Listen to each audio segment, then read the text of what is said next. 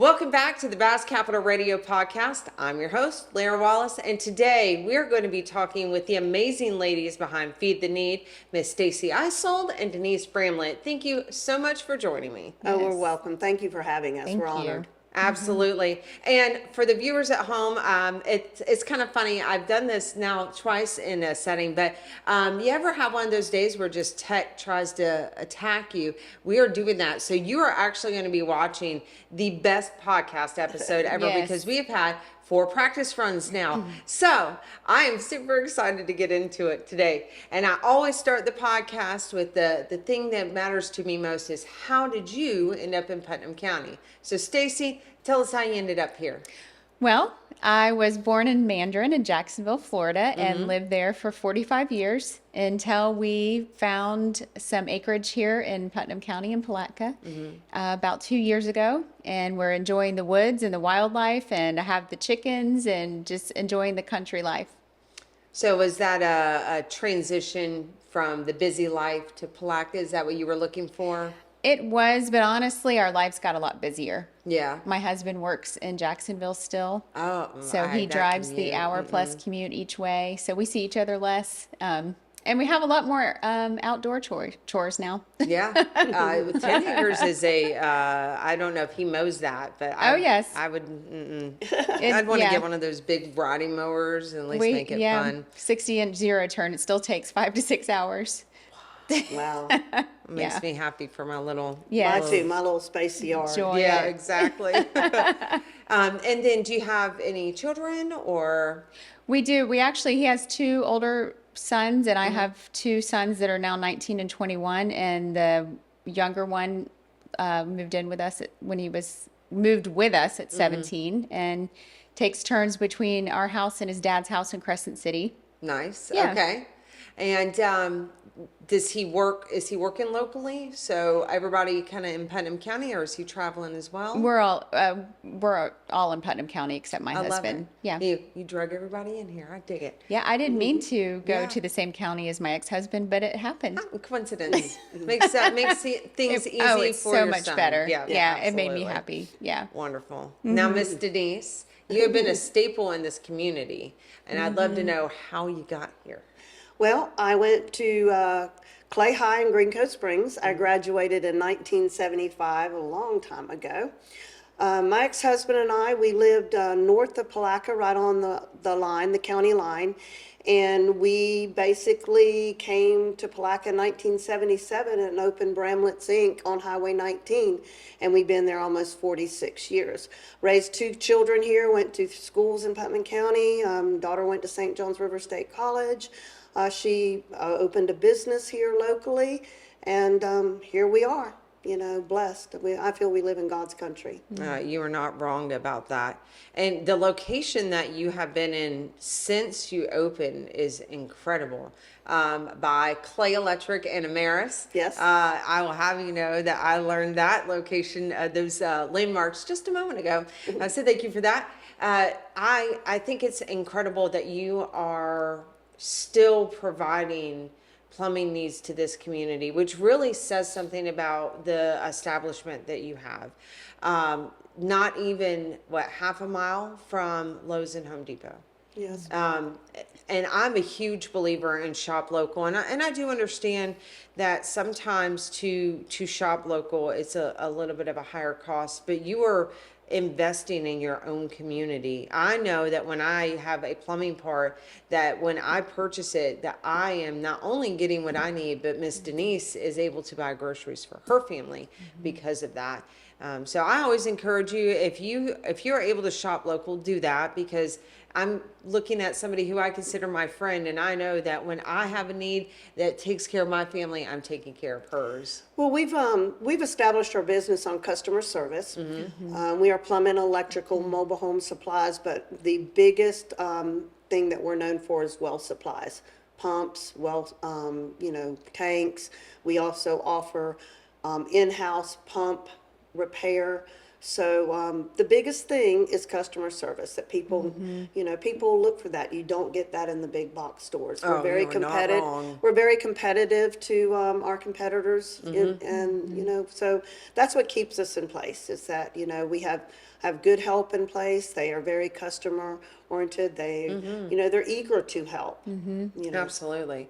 Yeah, I can't tell you how many times I've been into a box chain or a store, and they have I felt like I was an inconvenience asking a question. Walking around looking. Yeah, like do I need to leave? So yeah, every time I've come in, you got incredible staff. They've always good. been That's very good to hear. friendly. Absolutely. So we've got the two of you now in Putnam County. Yes. I want to start with, how did you guys meet to pair up for Feed the Need? Tell me what happened there. Well, shortly before I moved to Putnam County, I made a career change working in ministry at my church to becoming a dental assistant.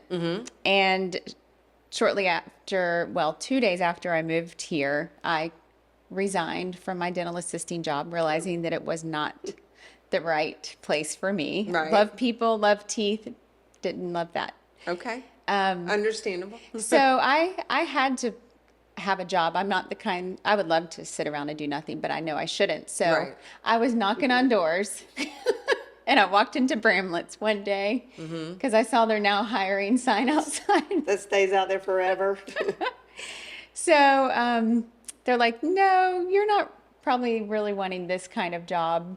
And I said, well, I see the sign for Feed the Need. Can you tell me about that? Because I'm looking for somewhere to connect in the community. Right. And I don't know exactly what happened, but they ended up going back and talking to Denise in her office. And she brought me back into the office and talked for quite a while. Yeah. And she said that, Chip comes back there and he says, we got an applicant for Bramlitt's, but I really don't think she's a fit for here. She's cute, but probably my not. gosh. This is my single guy who's 40 something years Oh, old, my goodness. and probably realized she was married, so it wasn't So she was asking about Feed the Need, so she come back, and I had been struggling for some time about the growth of Feed the Need, and what were we going to do to move forward. There's only so much I could do, running a business that pays my bills, running a nonprofit. And we were probably currently at right about 800 kids then too, weren't we? Because we've been steady the last 2 years. And it had just grown to the point where it really wasn't even kind of manageable. I did have a part-time girl that was working a couple hours a week, just kind of like doing some Facebook posts. So when she came in and asked about Feed the Need, I just basically said, well, I don't know. I don't have anybody, but I could possibly, look for somebody, but I'm going on vacation for 2 weeks. I don't want to think about hiring anybody right now. Right. And let me think about it. So we did talk for a long time, and, I could tell by her personality that she could be very much a fit. And went on vacation for 2 weeks and didn't call her when I came back. Just you leave for 2 weeks, you have 2 weeks worth of catch up to do. Oh, for sure. And so we were having a board meeting coming up. And I told her, I'm going on vacation. I want to pray about it. Because this would be a huge financial jump for Feed the Need to take on. Right. And, our goal is to feed children, that our donors' money go to our mission. Right. So about third weekend, she calls me and, I said, come back in and talk to me. And then we went to the board meeting, and I went to the board meeting and then presented Stacey, and she came on part-time at that time 2 years ago. And I think it was just a God alignment, because I don't like looking for help. I don't like training people. She already had the nonprofit mindset, because it is different. Oh, for sure. It is total different Yeah. mindset than being in the private sector business. And she has that beautiful glow smile that, just everybody loves. And I thought it would be a good fit for our community liaison. Yeah. And Yeah. thankful our board voted on her. She came on part-time. And about a year ago, I have some health issues that have come up. and we went to the board and asked her to get hired on full-time. So I believe everything, at that time, she did not want a full-time job. Right. You know, so everything has this alignment. And it also gave her time to get involved with us to see what Feed the Need did on a daily basis and get her feet wet. And then she had some things come up that she really needed more time. It was just timing, it was alignment. Well, Don't you agree? Absolutely. Yeah. I love Yeah. that. Help wanted sign for that's always out there for plumbing, and here you are. Well, I want to rewind a little bit and help our audience, our viewers understand. So you made a statement, and let's talk about in reference of Feed the Need. So Feed the Need is a nonprofit. 501(c), yes. Okay, and for those of us who maybe don't know the difference between a nonprofit and a for-profit, can you explain to us how they differ? Well, a nonprofit, basically, you run a federal ID number and local with the state of Florida, and everything is done for nonprofit. We raise money under fundraising for nonprofit. There are nonprofits that do pay salaries and have, employees, as we have with Stacey. But basically, your money goes towards your mission. For-profit basically is, and there are a lot of nonprofits that are for-profit. I don't quite understand that, how you can be a nonprofit for-profit, but somehow that's a federal clause or something. There are foundations out there that are nonprofits. They run a little differently than us. We're pretty much black and white. We have a CPA that does our 990s every year. We run everything on QuickBooks. So pretty much, 90% of our donor money goes back into our program. Okay, yeah, and that makes sense. So a nonprofit, you're looking to give back to what comes in. Correct. Okay, that makes sense. That's the way I look at it. I'm not Sure. sure how other people see things, but that's how we run our nonprofit. Well, we'll be sure that we give some clarity. I'll find a link online for the difference between a nonprofit and a for-profit. And I think it would be a really interesting, maybe we'll do an episode on getting into the nitty-gritty of nonprofit and for-profit. But let's talk specifically about your nonprofit. So Feed the Need. Tell me how Feed the Need was born. Well, 10 years ago now, when Grace Fellowship Church was established, I was going to church to Grace Fellowship, and as a church, the church had took on Mellon Elementary, and they were doing Blessings in the Backpack at that time, and probably had 40 or 50 kids in their program. And we started supplementing as a church food to that program. And as I got involved with that school, I realized Mosley needed food. And then it just started, we just started working on making connections with more schools. And at that time, I pretty much had collaborated with a school board official who was doing feeding kids, but it wasn't all the schools. And as time grew, over the 3 years, we had really 12 at that time, because we're doing 10 now, schools that basically were getting some type of food for us, not to the capacity we're doing today, but some type of food. We weren't 10 schools. Yeah, 10 today, Wow. 12, 10 years ago. Well, actually, probably 8 years ago. And it started with just one. Started with one. Okay. And, I didn't realize, as being somebody that's been involved in the community, being on the college board, being the chamber board, just being involved, I Right. didn't realize hunger was that, that the student hunger was that prevalent in Putnam County. And so for me, God just kept wearing on my heart that this was a problem. Now, granted, we were ranked lowest in the state as far as our numbers, our poverty, but it doesn't hit home when you don't miss a meal. Yeah, exactly. It doesn't hit home when your kids or grandkids aren't hungry. And God just kept, opening my eyes, and things just kept moving, opening one door after another.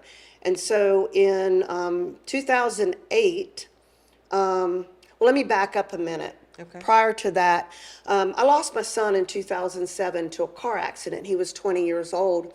And through that spin and spiral of grieving and everything that happened, I literally, just started drinking my ghost away, drinking my, my anxieties away. And, I was functional every day, but at the end of the day, I was not functional. And, there was many times where, coming home from St. Augustine, because I had a dog I inherited when my son died, I don't know how I got home. I don't know how, I didn't kill myself, kill somebody. And I remember one night just sitting on the side of the road on 206, don't know how I got there. I started praying because my faith was strong. I do believe that God lets you get to the bottom and breaks you before he starts rebuilding you. And I remember praying and asking God to heal me and take that out of my life. And, I made a promise to him. And it's almost like you're reckoning, with the devil, because the devil's got your soul over here, and then you're bargaining with God, and you're not following what he's laying in front of you. And so I said, if you heal me and cure me, then I will be yours, whatever you put in front of me. So in January of 2008, that 6 months prior, there was things that just kept escalating and happening. And I had people that were backing our program said, if you don't form a nonprofit and become transparent, because we were working under two different entities, as two groups and not as one, we're not going to support Feed the Need. And I had prayed for a year about not forming a nonprofit. I did not want to form a nonprofit. I did not want to take on another business, because if I did it, it would be a business. It would have to be on the up and up. And, I wasn't going to get paid from it. I mean, we worked out of my warehouse at Bramlitt's. We had been. So in January 2008, I formed a nonprofit against what I felt I needed to do personally. Right. But I did know within the shadow of a doubt that this is what God had led me to do. And from there on, the last 6 years, God's just opened doors. I mean, he set a path every time that I think I get broken and I can't do anymore. He opens that door and says, how dare you doubt me? I will provide. And I'm not a big Bible scripture quoter, but there are so many times that just I can go back to scripture and look at it and just say, wow, this is what you did. And I feel that's what happened with Stacey. I'd gotten to another very low spot of being overwhelmed, having grandchildren. And that was a big thing that's also when everything was going down. My first grandchild was born, and I was thinking, oh my gosh, my daughter is never going to let me drive with my grandchildren if I continue to drink and drive. And so I do believe that everything is a destiny in our lives. Right. It's a season. Right. And I had my season of feeling sorry for myself, but covering it up. And everything was fine, but behind closed doors, it's not fine. Right. I mean, he never not sees you. Right. So, I'm a testimony of, God breaking somebody only to say, you have it all. You have everything, the means. And so, Feed the Need has grown. We have a building now that was donated, because my business is for sale, and it's not a secret. And we have operated for 10 years out of my business using Bramlitt's employees.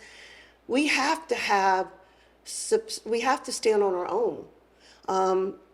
6 years ago, we could not afforded to have rented a $4,000 or $5,000 warehouse. We couldn't have bought a forklift. We couldn't have bought a truck. We couldn't have bought a flatbed trailer. We had no funds. We were putting every dollar we got from donations into buying food.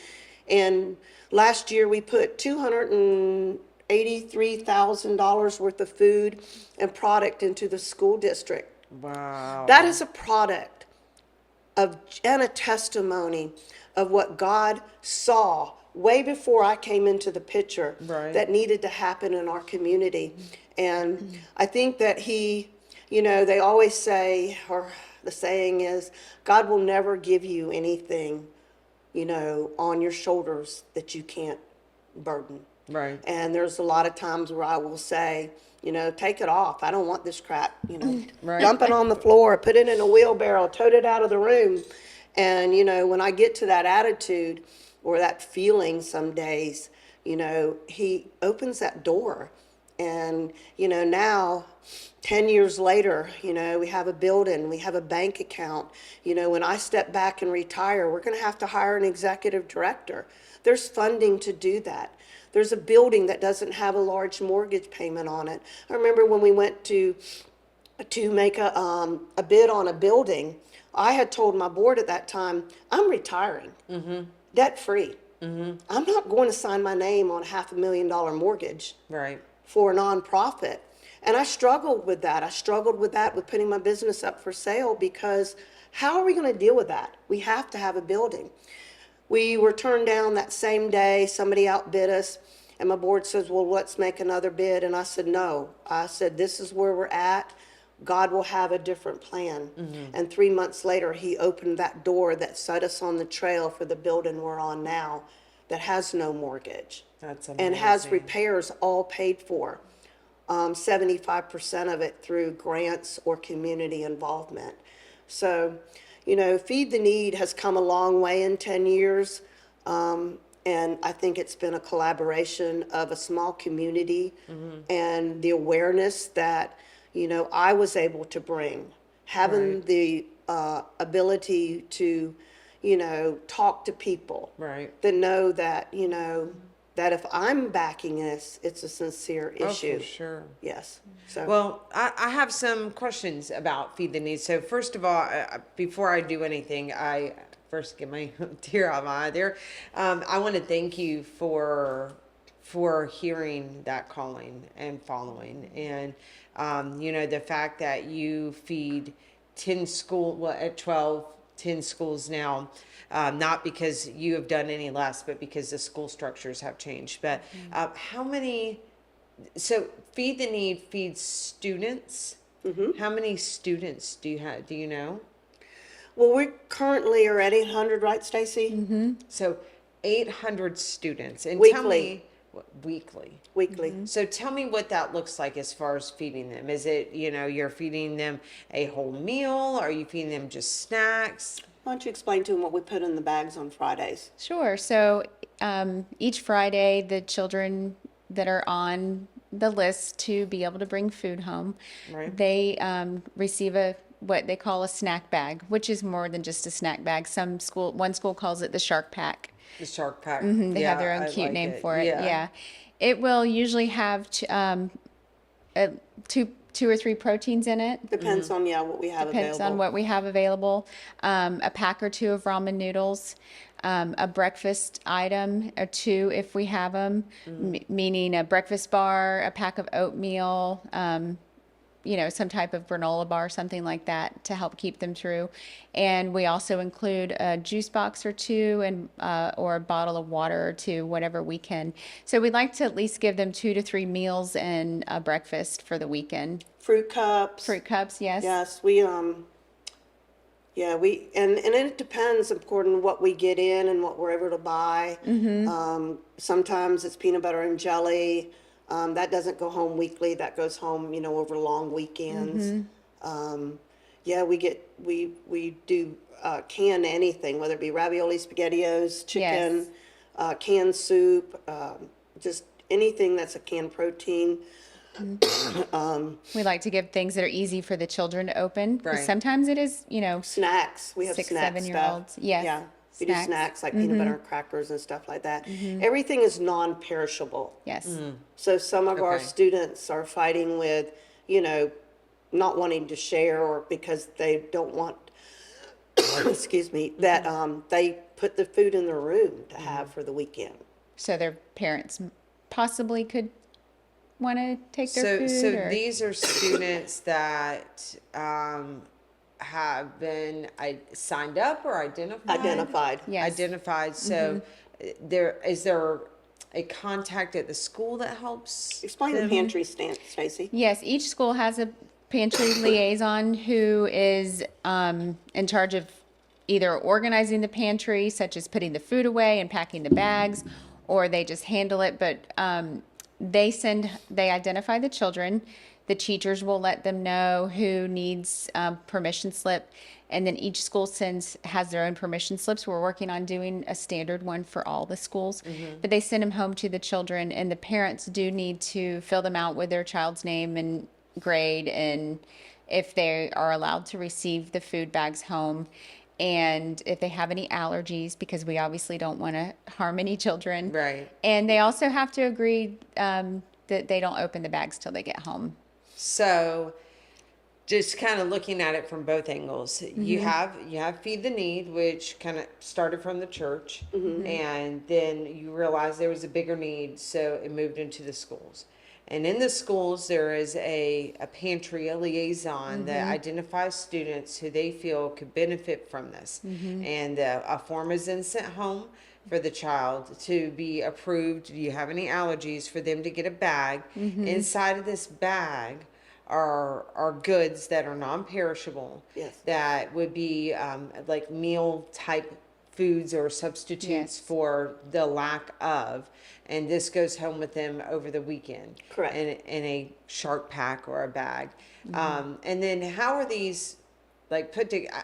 I imagine that it's got to take some work to get all of this. I mean, 800 mouths that you're feeding. First of all, the fact that you're able to impact that many children is incredible, simply incredible. How many volunteers do you have that help you? Well, in our warehouse, we have a dedicated small group.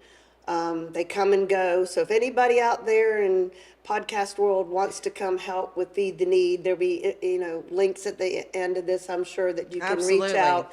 But we probably have about 15 warehouse workers that are steady workers. People come and go. We meet on a Tuesday morning at 8:30, and we're in and out of there in about an hour. And then one volunteer or two will stay, and they'll load the cars up as the teachers come in. At any time, we probably have anywhere from 25 or 30 pallets of food moving out of our warehouse all the time. So it's a constant rotation, moving food, collecting food, buying food, writing grants to get food, that kind of thing. Food drives. Stacey is, as her job, she reaches out to churches to do church drives monthly. We have a lot of churches that have come on board this past year to help. And we go to civic groups and we talk. She does every month. We pick an item that is our item of the month, and we put it on our, social media and our website. Which we'll leave links below for that. Yes. Yeah, thank you. And like this month is potted meat. Yeah, so we're into June and July. July. June and July we're potted meat. That's our largest expense item is Okay. potted meat. I mean, what we were buying before COVID, a can of raviolis averaged about 73 to 75 cents. Now it's anywhere from $1 to $1.35, Oh my gosh. depending on, what brand and who's got it on sale. The biggest impact was ramen noodles. We were paying 10 cents a pack of ramen noodles. And I know a lot of y'all out there are going to say, hey, ramen noodles, who's going, But when you have nothing. I was going to say hungry When is you have hungry. nothing, pack of ramen noodles makes fills a big hole in your tummy.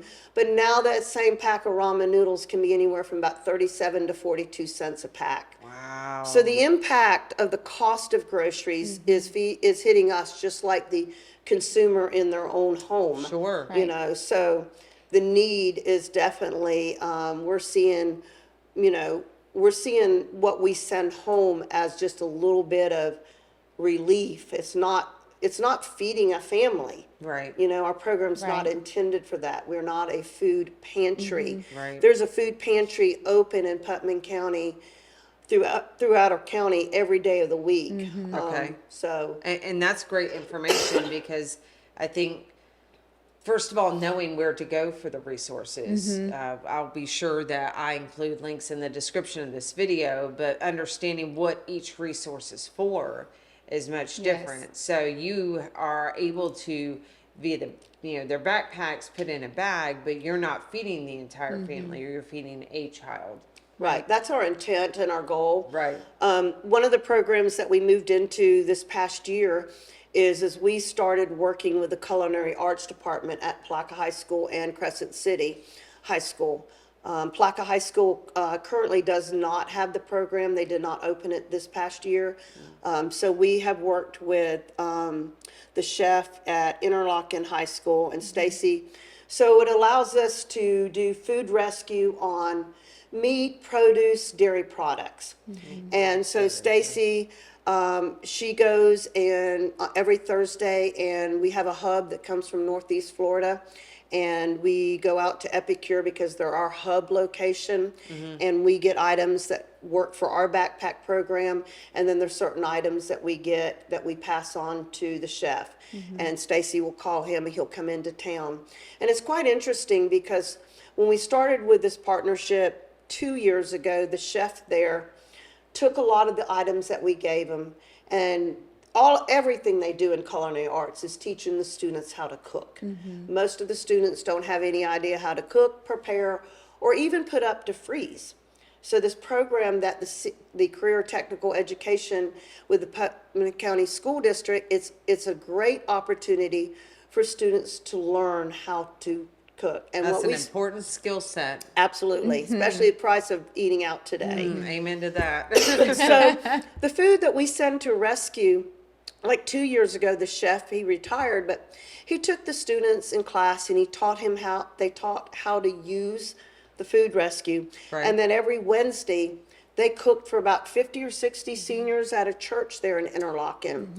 And the students got to go serve the food, help with the seniors and things like that. So that was a great experience. We're hoping that this year that will come back into play with the chef and the students. But it's been a good resource for the chef because even though they have funding in their, program, funding is always limited. Right. So the food rescue that we're able to send to them is a big help to them with their program and teaching. I'll just tell you one little story. One day, this was 2 years ago, I don't know how many dozens of eggs we got. We got cases of eggs, probably 6 cases or so. I don't remember. That's a lot of eggs. Couple cases of bacon.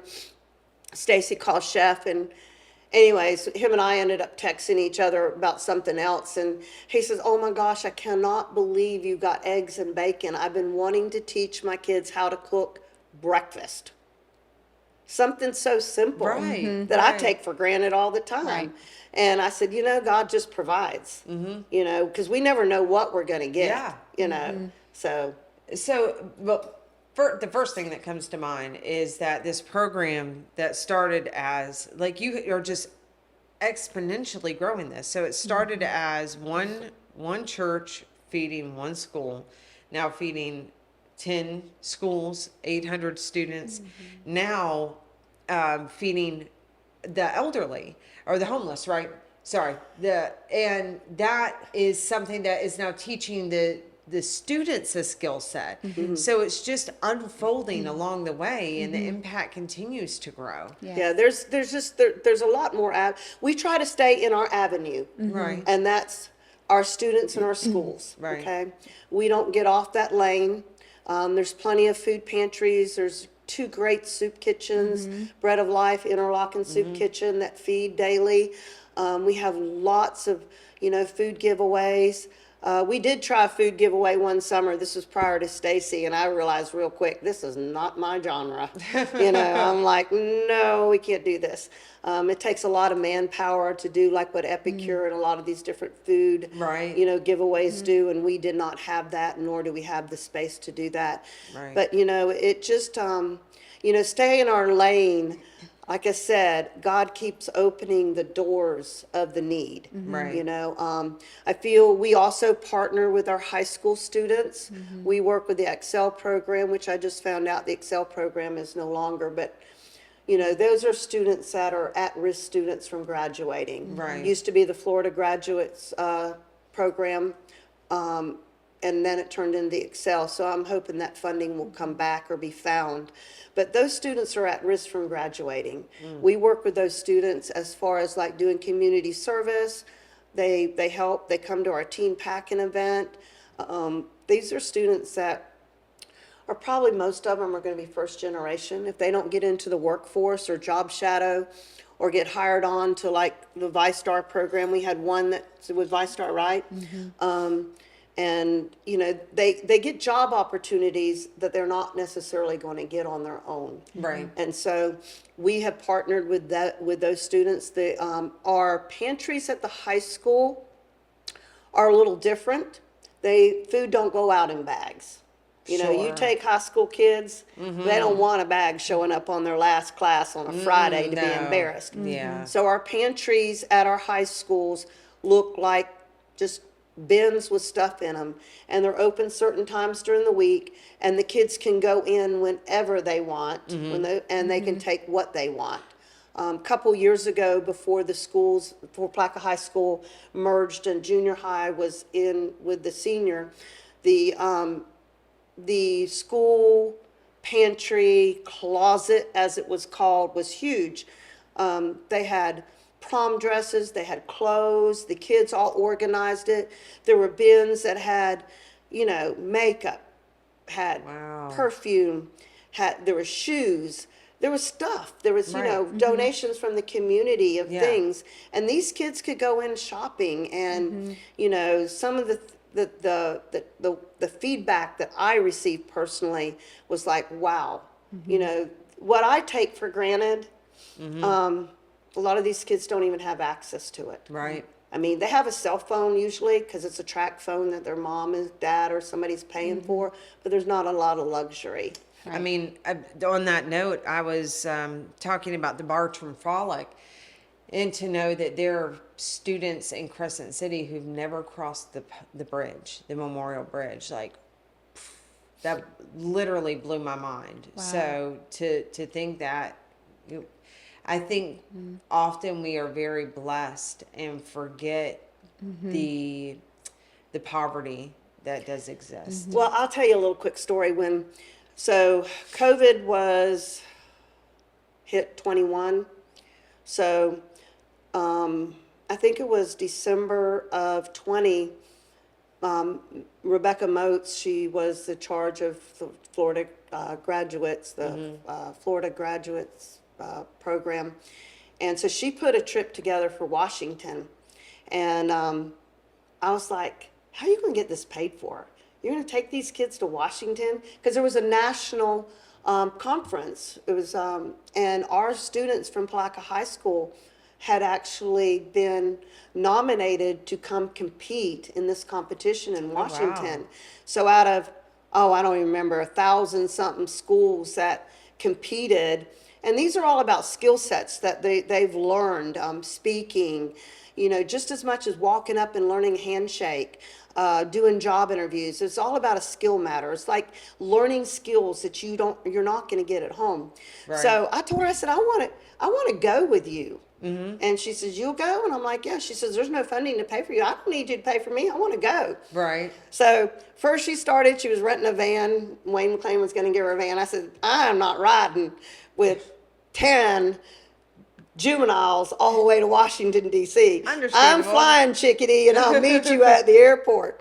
Well, somehow, miraculously, she pulled off getting airline tickets for everybody. Wow. And we all flew. And I only think I think we took a dozen. I think one had flown. There was multiple. Half the group had never been out of Putnam County, period. So Wow. it was an experience because you know, like me, I've gone to trade shows, I've traveled.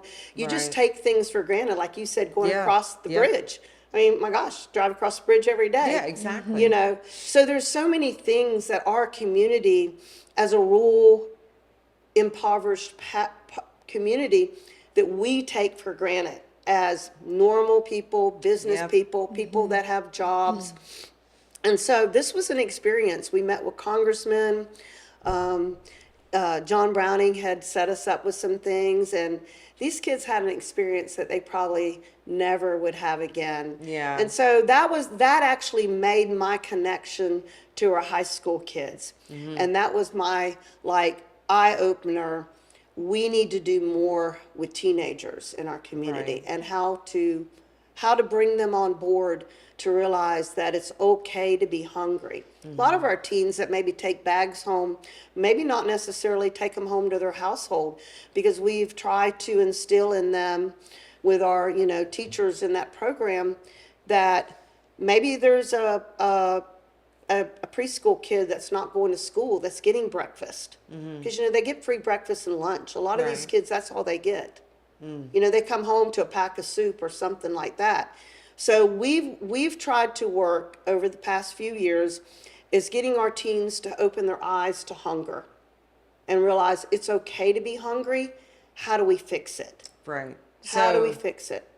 open their eyes, like to be aware around them is what Correct, you're saying? yes. Okay. Okay. So let's just say you're a high school student and you have adequate food in your house, but there's a little kid next door that lives with grandma, and grandma lives on a fixed income. Right.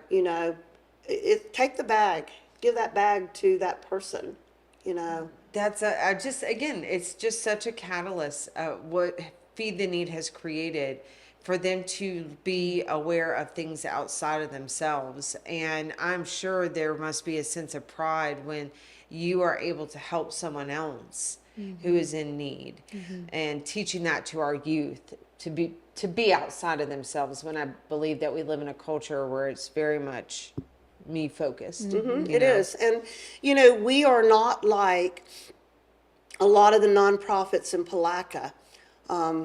Bread of Life, you have people that go in, they help fix a meal, you get gratification because you're in there working in a kitchen, fixing a meal. You have people that come through the line and you see the faces of hunger, you see the faces of need. When you're a volunteer for Feed the Need, you are really a backdoor person. Right. There is Right. nobody walking up, patting you on the back, but me giving you a hug, saying thank you for being here because we desperately need you. There's not like, we don't see the faces of the kids. Right. We're strictly backdoor. Right. And, it's not about look at me, not that any of these other nonprofits are with that Sure. in mind, but it's a harder road for people that want that gratification. Right. Just knowing what we're doing from the backside is, and what we've accomplished, is my gratification. But sometimes it's not a lot, not enough for some volunteers. That's why we have like revolving doors. They go, they leave, they go somewhere else because they feel, well, it's too hot in the warehouse. It's heavy boxes. It's this or that. It's not a glorious. Right. It's not Volunteer something job. that that you're getting that.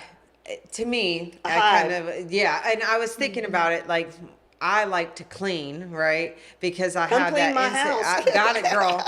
Because it's that instant gratification of I get to see the fruits of my labor, where this is, I don't want to call it menial, but it is, Right. grunt work, if you will, It to is. something that you don't get to see the end product to.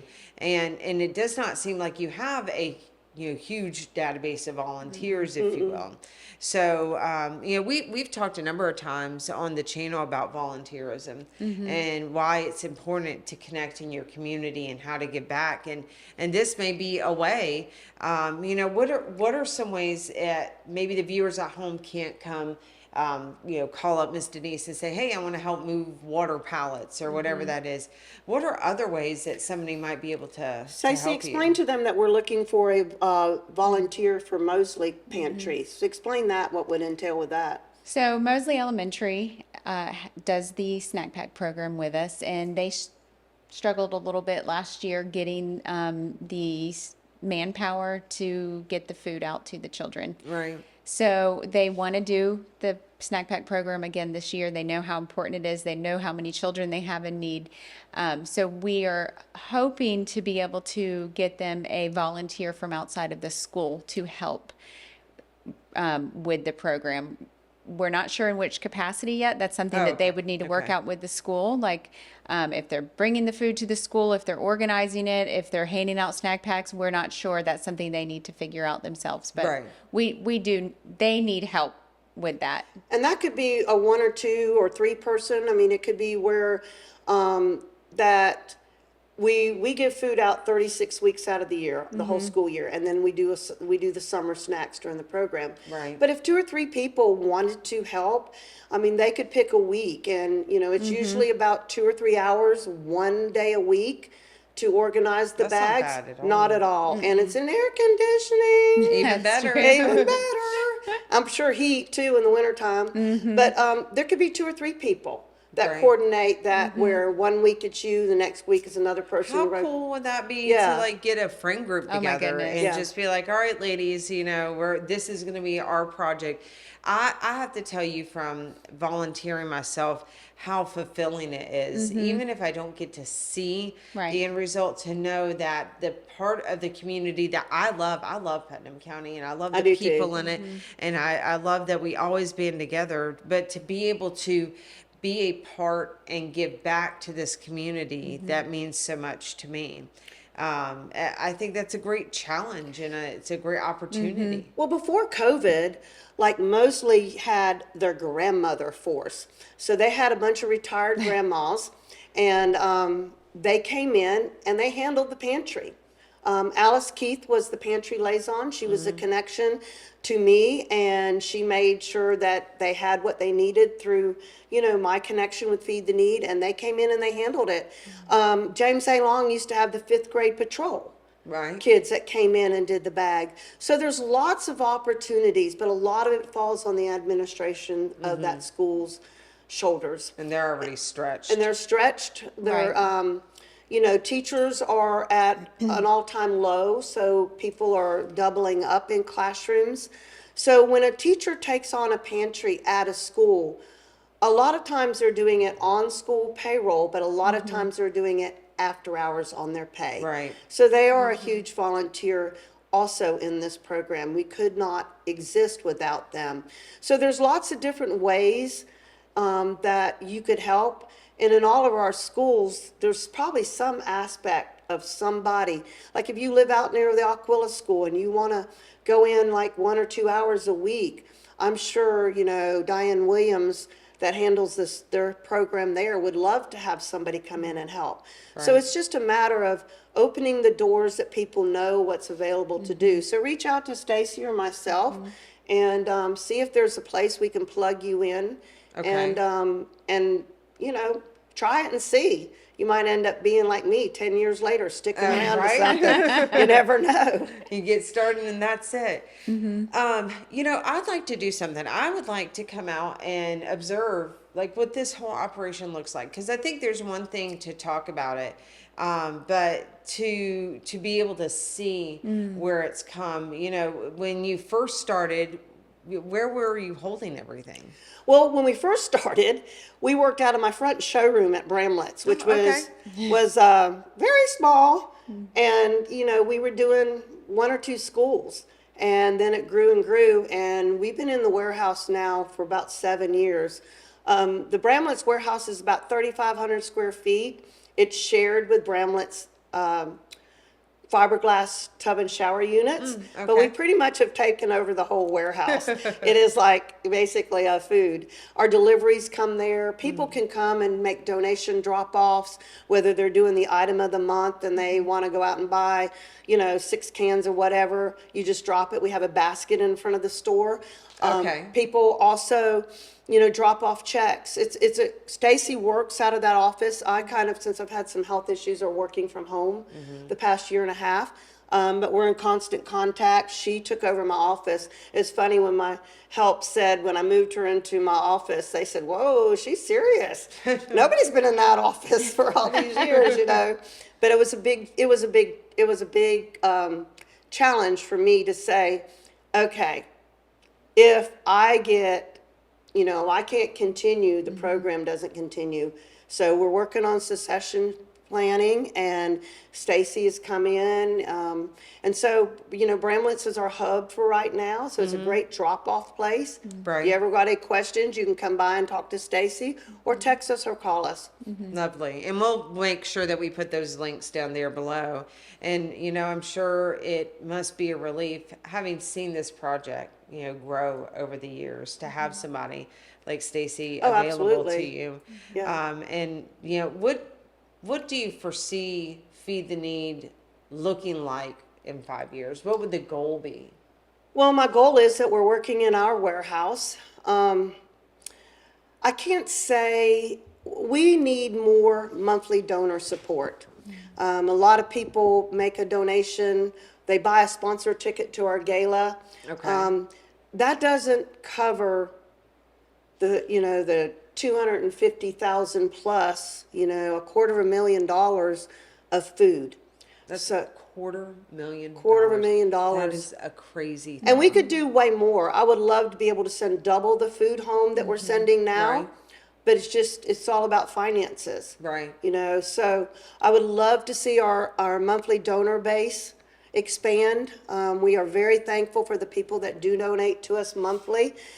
You could donate $5 a month. That's 5 cans of ravioli. Yeah. It's a big, it doesn't seem like a lot, but when I order $2,500, $3,500 worth of cans of ravioli, say, it's gone in, 5-6 weeks. Right. It's gone. Wow. It's Now, gone. I can bring in anything perishable, right? So all of you who are Publix fans, the BOGO, you could go out and just thinking about ideas and ways that you could be involved. You could go get something for you, and the other one could go to Feed the Need. So one of my girls in my Sunday school class a couple years back, we're always talking. When I was going to Grace Fellowship, I go to Trinity Baptist now because my grandkids go there, so I moved churches. But Robin Robinson was in my Sunday school class, so we're always talking about different ministries and stuff. And one lady came up to me after Sunday school and she said, I would love to donate to your, program, but she says, I don't even have enough money at the end of the week to buy, barely buy my cat food. And she said, I just feel bad, I can't contribute. And I looked at her and I said, let me just tell you something. There are buy one, get one frees all the time. Winn-Dixie, Publix. I said, if there's a product that you can use, like breakfast bars, buy one, get one free, oatmeal, all these things, buy one for you, buy one for us. Right. It didn't cost you anything. Right. And I said, it's not the amount of money you give, it's the fact you give from your heart, that God knows that you gave all you could give. And it might only be that 97 cents or a dollar, but he knows that you can give that. And that will give you 10 times more gratification. Oh, absolutely. Yeah. And in that, you're feeding a child. Right. And you're feeding a child, and you're being part of the big picture. A lot of times people say, oh my gosh, $250,000, we can't raise that kind of money. No, we can't. We don't. It takes a village to do what we do. Absolutely. I'm constantly on the phone, calling people, leaving messages. One of our title sponsors to our gala is in Tallahassee. Called him yesterday. If I don't hear back from him, I'll call him again. I just keep, and it's just a matter of, making people aware that our need never goes away. Right. It's not like how you do the backpack school program where all the school supplies, and there's 100 of them going on in our county, and they're all good. I'm not saying anything bad about them. But, there's some kids that go from, parents, I should say, go from one group to the other collecting a zillion different school supplies, Well, our program never stops. Right. Every week. Right. 36 weeks out of the year, and then in the summer we're doing summer snacks. This is our 3rd or 4th year we've done snacks, and this year we probably will have put about $25,000 worth of snacks into the school system. So during the summer program, are you partnered with somebody? So what we do is we put out our feelers. Renee Huff's on our board, and she's in charge of career technical education, and then we also have Becky Motes and Ashley McCool on our board. Okay. So they're all part of different entities in our school. So the smart people, instead of summer school, know to reach out to Denise in February or March for the summer programs, because we have a certain amount of money, Right. you know, that we can allot to the summer program. The board, we vote on it depending on what our bills and what's come up. And so the ones that reach out to us early, so what happens usually in the summer school is the grants are wrote to do breakfast and lunch, Okay. no snacks, no Okay. extra drink. Yeah. And they're there for a full day. So when we were approached originally, it's can you supply snacks?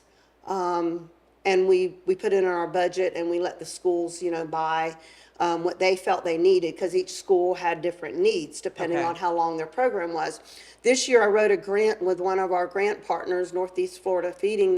They supply snack bags during the year. And their snack bag has usually a bottle of water or a juice box, usually has a breakfast bar, usually has something like a little beanie weenie cup. Sometimes it will have a pack of crackers. So it's not like a bag it's just a snack bag. Right. So we send those to our schools during the year, and then we add our stuff goes to those bags that go out weekly. Right. So I wrote a grant this summer to ask for those for our summer school programs. Okay. So our summer school programs that have been getting the bags have been actually either using the ingredients out of them, which we've been giving them snacks and drinks too on top of that, or they send the bags home on Friday with some of the kids that they have in the program. Okay. So our summer program, so we virtually feed all year round. Yeah, I was just saying. Yeah, I'm we just feed thinking all year that. round. Wow. Yeah. I would also like to say you asked about sending home food during the week, during the school year for the children.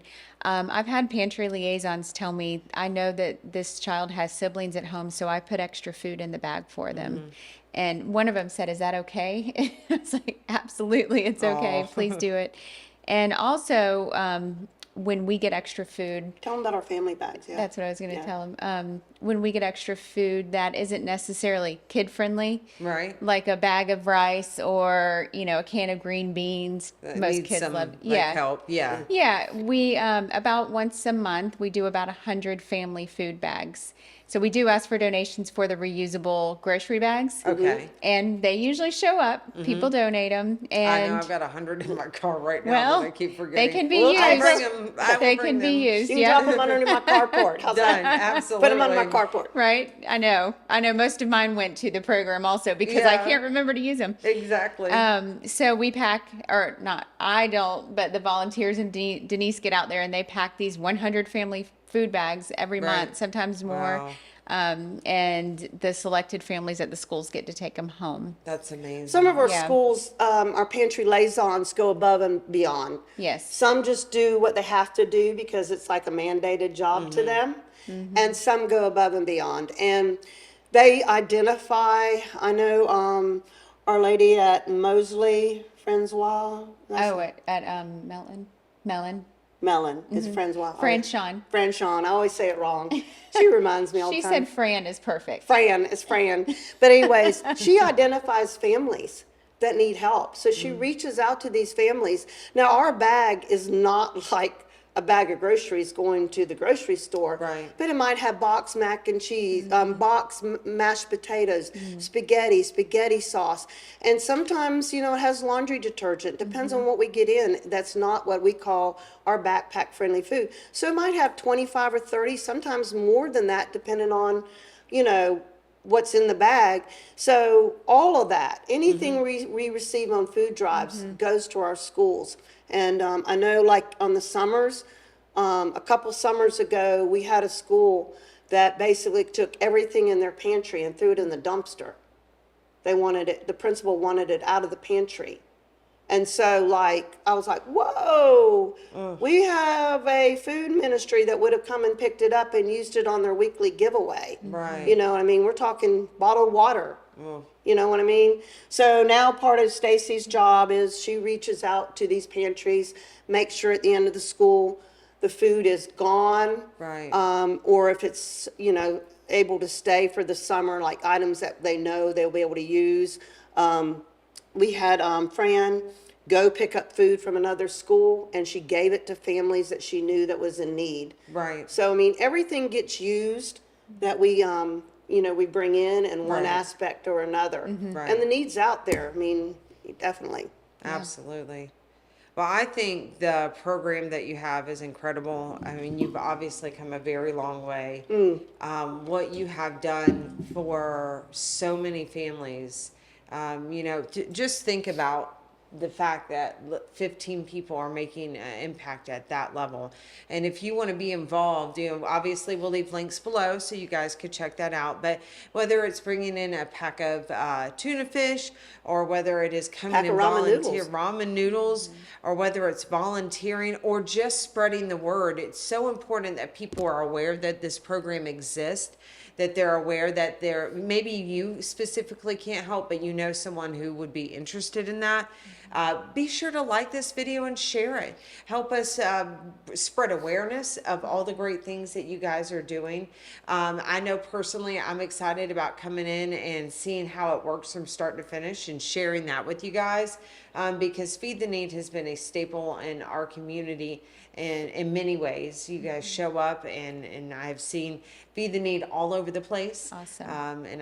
Just being able to go home and take care of these kids who, if you haven't gone without a meal, you don't know what it's like to be in their shoes. People, and another way people can give back is we also have memorial donations. If you want to be on our newsletter, we only send one a month, I promise. And it gives you an update of everything that's transpired the month before, our volunteers, different things. But we have memorial donations. So if you've lost a loved one that you would like to honor by doing, a $25 or a $50 donation in their name, knowing that you're helping feed children. I love that. We will do a post on social media, basically, in your loved one's name, and that you, contributed.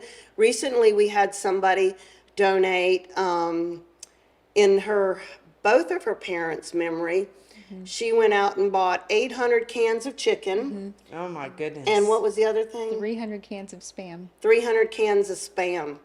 And she did that in her parents' name, in a donation. She said, that. what do you need? I want to do something tangible versus just writing a check. Right. And so that actually was great, because that's less work I have to go and buy. Exactly, yeah. It's hard to buy in bulk right now. We have very limited sources that will buy. I can buy a pallet of anything. Right. And that's all transpired since COVID. But, so memorial donations are, and we also recognize you in our newsletter, so it's a good way to get your loved ones out there, and appreciation and give back to feeding a child. I love that. I think that's incredible. Well, you guys really have thought of all kinds of ways to connect. So I look forward to coming and experiencing Feed the Need and how we can help. But I just want to thank you both and everybody who maybe is watching this, if you've been part of it or you've helped along the way, for the commitment that you continue to carry on. And I hope that we're able to use this platform to grow awareness and to bring volunteers to the table, because if it weren't for the volunteers, Feed the Need and many other amazing nonprofits couldn't exist. So Yeah, and we are a community-based organization. So if you work for a business, that or are interested in doing a fundraiser for Feed the Need, the St. John's River State College does Fill the Empty Bowl in the fall. That's a great fundraiser. So we're always open to ideas, that if somebody wants to do something for us, we're open to any ideas anybody has. I like it. Yeah, drop a comment below.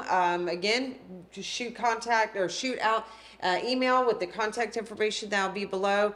But I think we've got a lot of opportunity here for some good ideas, whether it be doing an event in honor of Feed the Need or teaming up together. So stay tuned for what Bass Capital Radio Podcast is going to partner with Feed the Need on. But again, I appreciate you being here, and thank you for sharing the incredible work that you're doing. Well, thank you for having us. Yes. We've enjoyed it. Oh, Thank you. absolutely. All right, we'll see you on the next episode.